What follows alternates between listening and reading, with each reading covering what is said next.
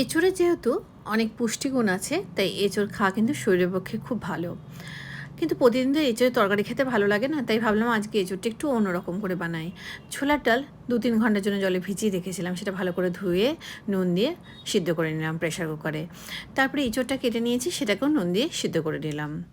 এবার কড়াইতে সর্ষের তেল গরম করে, তেলটা গরম হলে গোটা জিরে, তেজপাতা, শুকনো লঙ্কা, গোটা গরম মশলা ফোড়নে দেবো। দিয়ে দিলাম হলো আদা বাটা। কিছুটা নেড়ে চেড়ে এর মধ্যে একটা মশলা দেব। তার মধ্যে থাকবে হলো টক দই, হলুদ গুঁড়ো, জিরে গুঁড়ো, ধনে গুঁড়ো, লঙ্কা গুঁড়ো, কাশ্মীরি লঙ্কা গুঁড়ো আর সামান্য একটু চিনি। খুব ভালো করে এটা মিক্স করে নিয়ে এটাও দিয়ে দেবো কড়াইতে। দিয়ে খুব ভালো করে এটাকে সাঁতলে নেব। তেল ছাড়তে শুরু করে দিয়েছে, এবার এর মধ্যে দিয়ে দেবো হলো টমেটো কুচি। নুন দিয়ে দিলাম, টমেটোটা গলে যাওয়া অবধি অপেক্ষা করলাম। টমেটোটা গলে গেলে এর মধ্যে সিদ্ধ করে রাখা এঁচোড় দিয়ে আবার খুব ভালো করে কষিয়ে নেব।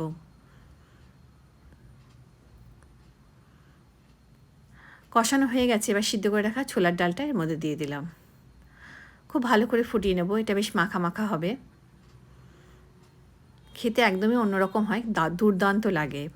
খুব ভালো করে মিক্স করা হয়ে গেছে, এবার এর মধ্যে দেবো হলো গরম মশলা গুঁড়ো, স্বাদ মতো একটু ঘি আর একটু ধনেপাতা কুচি। ব্যাস তৈরি হয়ে গেল এঁচোড় দিয়ে